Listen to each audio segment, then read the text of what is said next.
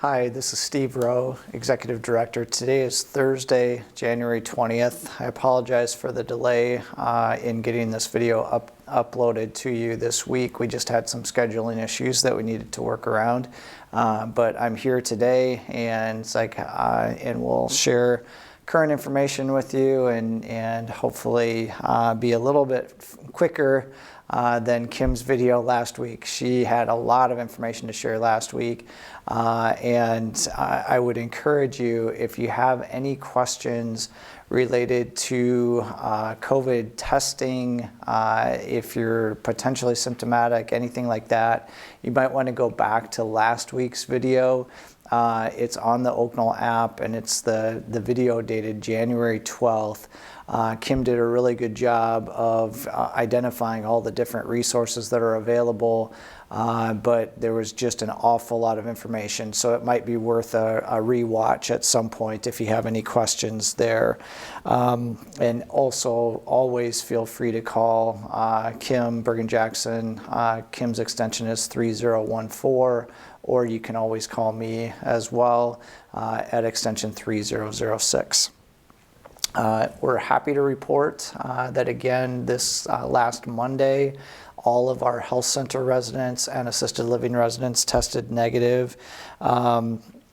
Even though some of our staff members who potentially could have exposed them have tested positive both last week and this week.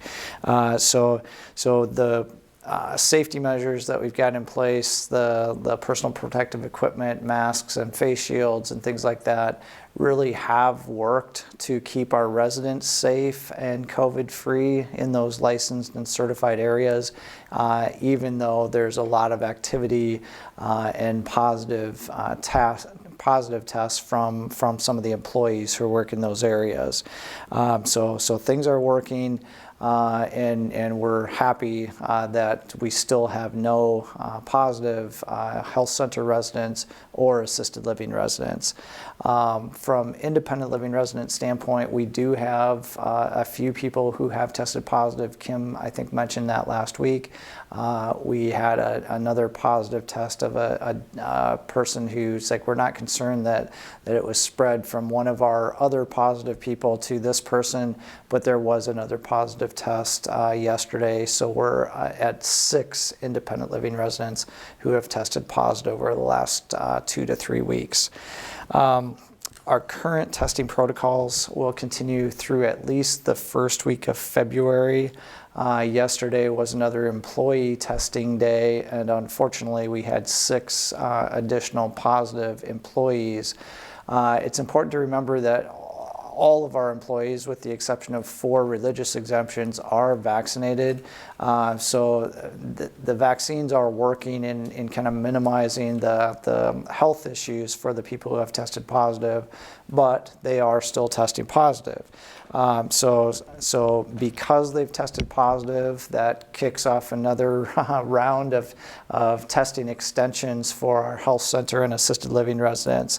And we have to test those residents every 5 to 7 days as long as there has been a potential exposure. So we've been doing resident tests on Mondays, employee tests on Wednesdays, and again, it's like the employee tests, we had 6 additional positive tests yesterday, so we'll need to extend the testing periods through the first week of February. We had a quality assurance committee meeting this morning, and Kim shared in that meeting that since December 28th, we have had a total of 29 employees test positive.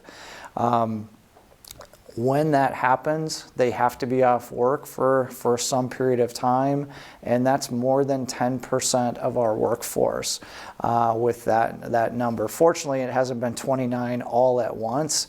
It's been 5 one week and 4 the next week and 6 the next week. So those times off have been staggered, but it's really been a challenge recently for staffing within our health center, especially health center and assisted living staff are where most of the positive tests are coming from. So we'll just keep going. We have to keep testing as we have been, and until the case counts within Johnson County start coming down, I fully anticipate that we'll continue to have employees who test positive, because it's really hard not to be exposed living in our community right now. Late last week, after consulting with resident council, we did put the temporary pause on in-person meetings, in-person dining programs, those types of things. We have since relaxed that slightly in doing exercise classes with no more than 10 people in a class, very spread out. And today Megan Ross asked us if we could do some small music groups as well. And we're doing that with no more than 4 people in a room, and again, spread out as much as is possible. Johnson County continues to have record highs.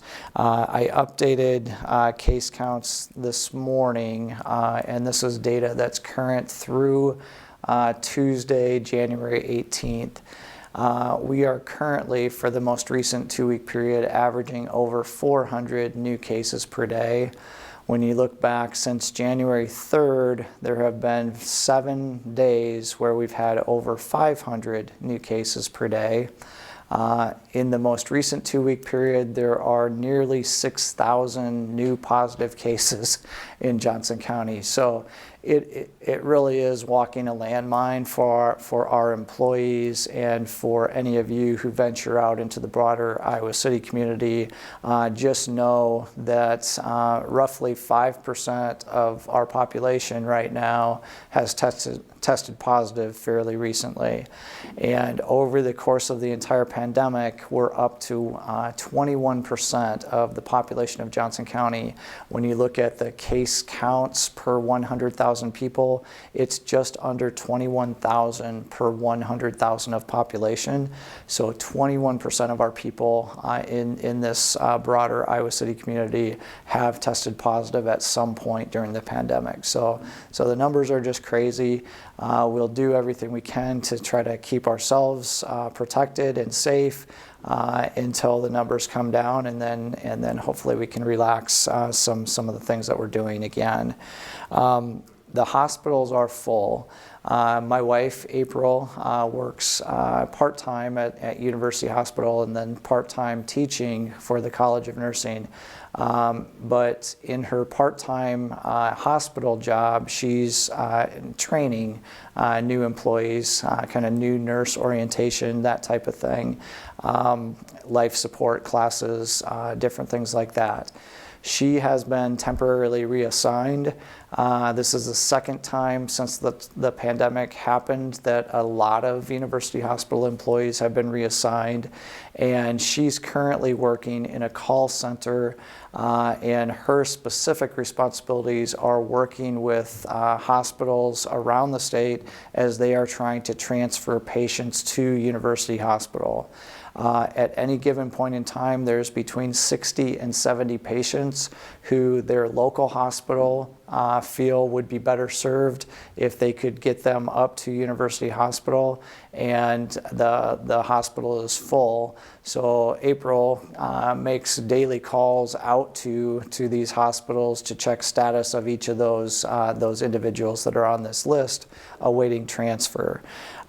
So clearly, hospitals are kind of at the point where we're overwhelmed again, and we just really want to encourage you to do everything you possibly can to keep yourself safe. Stay in your apartment as much as possible. Keep the circle of people that you're interacting with as small as possible. If you do happen to venture out into the broader Iowa City community, please, please, please wear a mask, and just try to keep distance and keep yourself safe. The last thing I want to talk about this morning, we had in that Quality Assurance Committee meeting, Dr. Butler is our medical director, Dr. Nick Butler. He and his wife are both physicians, and they have 4 children in their family. Before the meeting got going this morning, he kind of nonchalantly said that they just went 6 for 6 in all testing positive for COVID over the last week or so.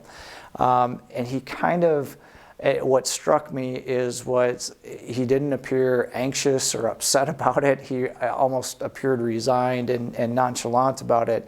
And I asked him just from his perspective, how things are so different compared to early in the pandemic, when I know that he had actually sent his 4 kids off to live with their grandparents on a farm somewhere when schools were shut down, in order to avoid possibly exposing them as he and his wife came home from work every day.